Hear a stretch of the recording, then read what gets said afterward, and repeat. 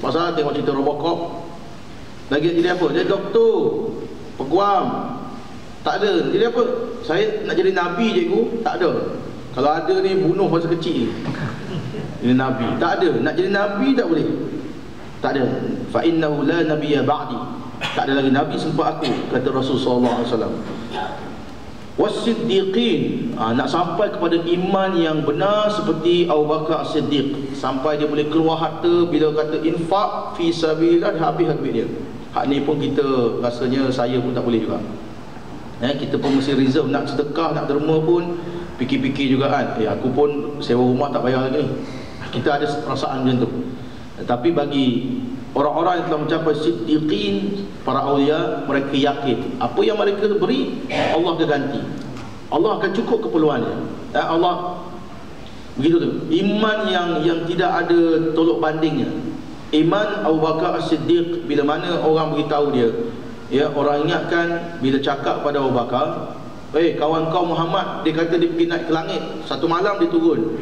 Lalu mereka ketawa. Mereka ingat Abu Bakar akan berubah pendirian. Lalu dia kata, betulkah ini datang daripada Muhammad? Betulkah dia yang mengatakan begitu? Kalau betul dia cakap, aku percaya. Dan bila dia jumpa dengan Rasulullah SAW, Rasulullah menceritakan peristiwa Isra' dan Mi'raj, maka dia beriman, dia percaya. Apa saja yang Nabi cakap semua dia percaya. Begitu. Asy-syuhada, nak mati syahid. Allah, tuan-tuan, mati syahid ni Allah pilih. Allah Ta'ala yang pilih siapa yang nak mati syahid ni. Ada orang berperang, berjihad, tapi tak mati di atas, di medan perang. Khalid Al-Walid pun mati di atas katilnya. Wallahu a'lam. Tuan-tuan, asy-syuhada ini pun kita boleh bercita-cita, sebab dalam hadis juga ada sebut tentang siapa yang berniat untuk berjihad tapi dia mati, walaupun dia mati dengan mati yang biasa, Allah Ta'ala akan, kalau dia ikhlas, Allah Ta'ala akan terima dia itu sebagai mati syuhada. Tapi nak mati di medan perang ni, mati syahid ma'rakah ni, Allah Ta'ala yang memilihnya. Abdullah bin Mas'ud tidak terpilih untuk mati dalam peperangan, tapi Allah jadikan dia itu hebat keilmuannya dalam Al-Quran, dan Allah panjangkan umur dia supaya dia mengajar Quran. Dia menangis bila mengenangkan sahabat-sahabat yang mendapat nikmat mati syahid di perang Uhud, di perang Badar dan peperangan yang lain. Dia Allah Ta'ala jadikan sebagai ulama di kalangan sahabat yang berkhidmat mengajar Al-Quran sampai ke akhir hayat. Jadi mati syahid yang Allah pilih. Was-salihin, dan jadi orang-orang yang saleh. Ayat ni last sekali. Tuan-tuan, Nabi pun susah, bukan susah, nak jadi Nabi tak boleh. Nak jadi iman yang siddiqin, berat juga kita ni, kan? Yang ketiga, syuhada, macam boleh ke macam tak boleh, tak tahu, wallahu alam. Yang keempat ni, orang-orang salihin. Mikrofon ni makin jatuh. Dia kalau jatuh bawah tu mana berhenti ceramah. Dia longgar sikit. Baik. Jadi yang boleh kita jadikan, tuan-tuan, orang-orang saleh. Macam mana nak jadi orang saleh? Iaitu orang yang taat kepada Allah dan taat kepada Rasul. Firman Allah Subhanahu wa ta'ala lagi dalam ayat yang lain, man yuti'ir rasula faqad ata'a Allah wa man tawalla fama arsalnaka 'alaihim hafiza. Sesiapa yang taat kepada Rasul, maka sesungguhnya dia telah taat kepada Allah. Jadi ayat ini jelas. Macam mana orang-orang yang mengikut ajaran anti hadis ni, dia kata kita ikut Quran, tak ikut hadis. Allah tak suruh kita ikut Nabi pun, Allah tak suruh kita ikut Rasul. Allah suruh kita beramal je dengan Quran. Lepas tu mereka ni satu golongan yang mereka sebenarnya tidak solat.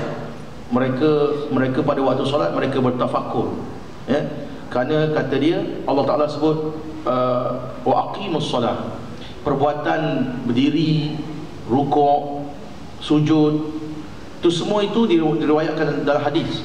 Maka bila dia tolak hadis, tak payah semayang macam kita buat. Nah, ini pun satu.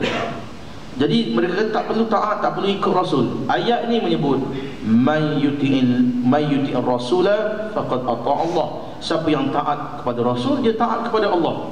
Rasul SAW menyatakan sallu kama ra'aitumuni usalli, Solatlah kamu sebagaimana kamu lihat aku solat. Kita pun solat macam mana Nabi solat.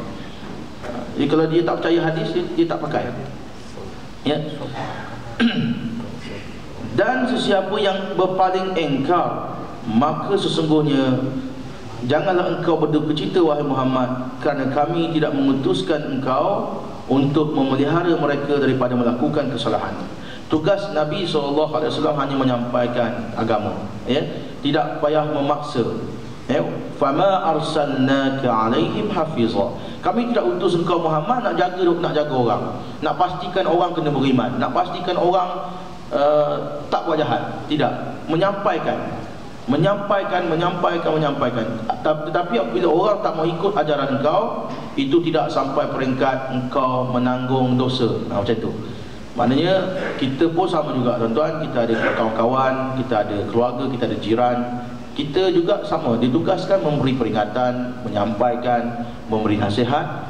Dan kalau orang tu tak ikut kita tak berdosa dah. Tak berdosa dah. Kerana kita telah menyampaikan, kita telah menegur, kita telah menasihat siapa-siapa yang berada di atas kemungkaran.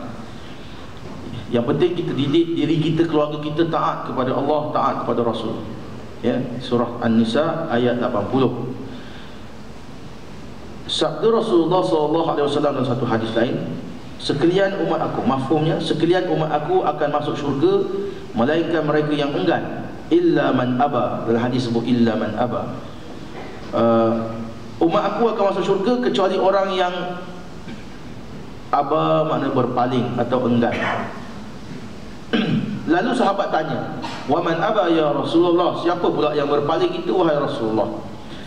Qal man ata'ani dakhala al-jannah wa man 'asani faqad aba. Sesiapa yang mentaatiku dia masuk syurga. Sesiapa yang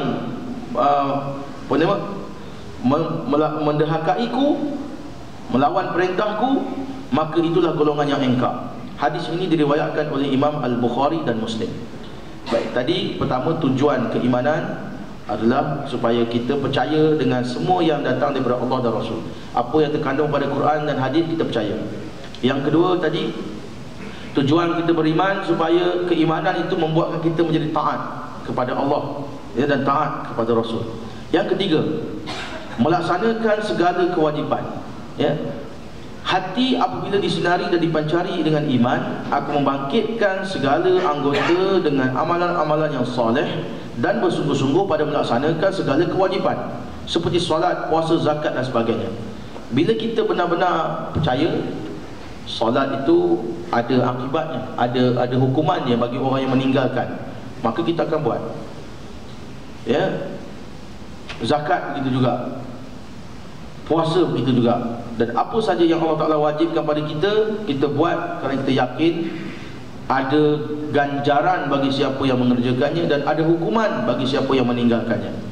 Adapun mereka yang tidak melaksanakan segala kewajipan yang diwajibkan ke atas mereka, padahal ia mendakwa ia beriman kepada Allah dan Rasulnya, maka tidak syak lagi, kata Syekh Az-Zindani, orang yang macam ini sebenarnya, ya, imannya itu adalah dusta dan dia telah ditipu oleh syaitan.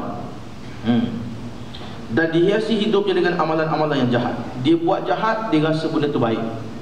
Saya ada satu orang, dia ikut ajaran ayah PIN. Dia adik-beradik, kawan. Tak tahu tuan-tuan, saya ni banyak kawan dengan orang ajaran sesat. Memang kenalah suruh mengajar kitab ni kat masjid, kat surau tuan-tuan ni. Banyak contoh saya boleh sebut.